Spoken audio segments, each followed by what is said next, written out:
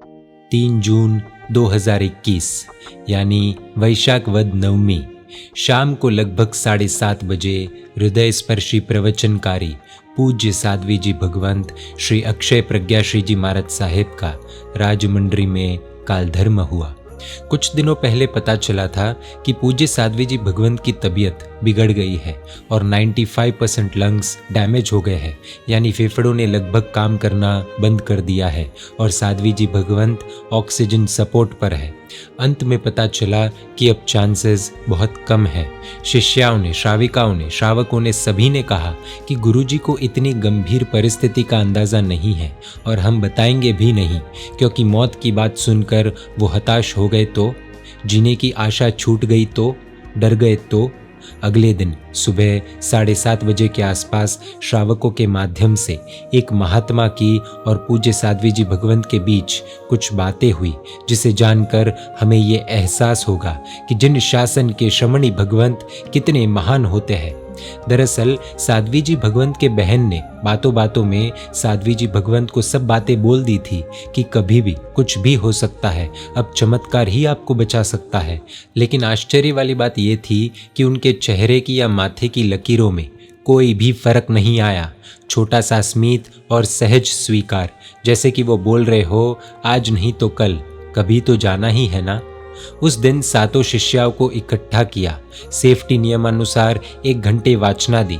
Hospital के 4th floor पर मुख पर ऑक्सीजन लगा हुआ है, ऐसी परिस्थिति में भी परम शांति के साथ शिष्याओं को समझाया कि मैं न रहूं तो चिंता मत करना, जैसे परस्पर एकदम प्रेम से रहते हो वैसे ही रहना, संयम के पालन में कोई कमी मत आने देना। एक गुरु भगवंत यानी साधु भगवंत को ये बातें पता चली तो श्रावकों द्वारा पूज्य साध्वी जी भगवंत को पूछा कि आपको डर नहीं लगता। साध्वी जी भगवंत का सहज जवाब था कि पूरी जिंदगी लोगों को सिखाया है, शरीर नाशवंत है, आत्मा अमर है। आज अब उस बात का अनुभव करने का वक्त आ गया है। यही तत्व अब मैं मेरी आत्मा को सिखा रही हूँ और सच में अनुभव भी कर रही हूँ। गुरु भगवंत ने पूछा कि आपकी अनुमोदना के लिए मुझे क्या सुकृत करना है, वो आप बताइए। 1 सेकंड भी बिना सोचे साध्वी जी भगवंत ने उत्तर दिया कि महोपाध्याय यशो विजय जी के उपदेश रहस्य ग्रंथ पर आप संस्कृत टीका जरूर लिखना, गुजराती विवेचन भी लिखना। मुझे यह ग्रंथ बहुत पसंद है, लेकिन उसका गंभीर रहस्य अभी भी ख्याल नहीं आ रहा है। आपकी टीका पढ़कर मुझे अवश्य रहस्य प्राप्त होंगे। गुरु भगवंत सोच रहे थे कि टीका तो लिख देंगे, लेकिन वो साध्वी जी भगवंत कैसे पढ़ पाएंगे, क्योंकि स्थिति हाथ से निकलती जा रही थी। तभी साध्वी जी भगवंत ने कहा कि यदि जिंदा रही तो आपका टीका ग्रंथ अवश्य पढ़ूंगी, नहीं तो संघ के आत्मार्थ जीवों को काम आएगा। अंतिम क्षणों में भी एक श्रमणी भगवंत संघ का हित ही सोच रही थी। कुछ दिनों बाद साध्वी जी भगवंत ने बताया कि मेरा मन पंच परमेष्टि में पूरा लग गया है। मन में अजब प्रकार की खुशी महसूस होती है। यह वो दिन था जिस दिन उनको खून निकलना शुरू हो चुका था। ये सब कुछ दिनों के पहले की बात थी, लेकिन 2 दिनों पहले ही समाचार मिले कि साध्वी जी भगवंत को फिर से ठीक होना शुरू हो गया है। साध्वी जी भगवंत को जब ये पता चला तो उन्होंने कहा कि देव गुरु धर्म पर मेरी श्रद्धा मैंने खुद ने महसूस की है। यदि तबीयत ठीक हो गई और जीवन लंबा चला तो शासन के कार्य ज्यादा करने का मौका मिलेगा। यदि मृत्यु आई तो नए नए पर्यायों में गमन करती रहूंगी। 1 दिन पहले यानी 2 जून 2021 को पूज्य साध्वी जी भगवंत के पास से श्रावक भाई का फोन आया कि पूज्य साध्वी जी भगवंत ने बताया है कि आज सुबह से मैंने एक ही काम किया है। पूरी जिंदगी में मैंने जितने भी छोटे मोटे पाप किए हैं उन सबको याद कर करके अरिहंतों की और सिद्धों की साक्षी से आलोचना की, मिच्छामि दुक्कडम मांगा। अब मन का सब भार उतर गया है, मन भी हल्का हो चुका है, मन पूरा प्रसन्न हो गया है। बस पंच परमेष्टि के शरण में हूँ, कोई चिंता नहीं है। यह बातें खुद साध्वी जी भगवंत ने कल दोपहर के बाद बताई थी। आज 24 घंटे के बाद शाम को श्रावक भाई का फोन आया। मैसेज मिले कि पूज्य साध्वी जी भगवंत का ऑक्सीजन सिर्फ 45 है, अब बचने के चांसेस नहीं है।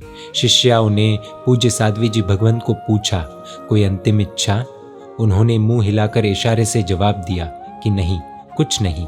फिर से पूछा कि आप अपनी आत्मा में मस्त हो ना, पीड़ा से मन आर्त ध्यान में तो नहीं है ना? मुंह हिलाकर जवाब दिया कि नहीं, मैं पूरी मस्त हूँ।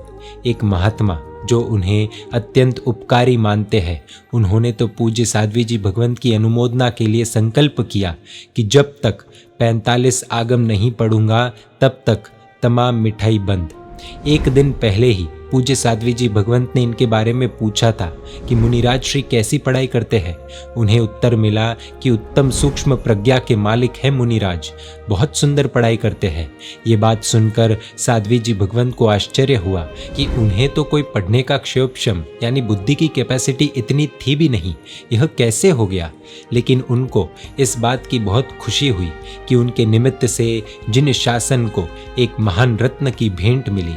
एक साध्वी जी भगवंत होकर भी पापों की आलोचना करने का भाव कैसा हो सकता है, उसका पूज्य साध्वी जी भगवंत श्री अक्षय प्रज्ञा श्री जी महाराज साहेब उत्कृष्ट उदाहरण है। पूज्य साध्वी जी भगवंत खुद इतने समाधिमय थे कि उनको समाधि हेतु कुछ करवाने की जरूरत ही नहीं पड़ी। उनके समाधि भाव को देखकर दूसरों को समाधि की प्रेरणा मिल जाए, ऐसी समाधि थी उनकी। अंतिम श्वास तक उनकी जागृति रही। डॉक्टर आकर पूछते थे कि माता जी आप कैसे हो? साध्वी जी भगवंत उत्तर देते थे कि मैं तो ठीक हूँ, आप बोलो कैसे हो। अंतिम समय में भी जब ऑक्सीजन लेवल 10 तक गिर चुका था, तब भी साध्वी जी भगवंत इशारे से सब प्रश्नों के उत्तर दे रहे थे। डॉक्टर खुद ये देखकर चौंक गए कि ऐसी शारीरिक स्थिति में कोई कैसे अपने मन को दृढ़ रख सकता है, कोई कैसे जागृत रह सकता है, कोई कैसे उत्तर देने की भी सोच सकता है। पूज्य साध्वी जी भगवंत के मुख पर निडरता, निर्भीकता, खुमारी और उनके साथ साथ प्रसन्नता साफ साफ झलक रही थी। पूज्य गच्छाधिपति आचार्य भगवंत श्री हेमप्रभ सुरेश्वर जी महाराजा के आज्ञानुवर्ती पूज्य आचार्य भगवंत श्री नीति सुरेश्वर जी महाराज साहिब के समुदाय के पूज्य साध्वी जी भगवंत श्री अमित प्रज्ञाश्री जी महाराज साहिब के शिष्या पूज्य साध्वी जी भगवंत श्री अक्षय प्रज्ञाश्री जी महाराज साहिब का दीक्षा पर्याय 40 वर्षों का रहा। वैशाख वद नवमी को यानी 3 जून 2021 को लगभग शाम को 7:30 बजे पूज्य साध्वी जी भगवंत का देवलोक गमन हुआ।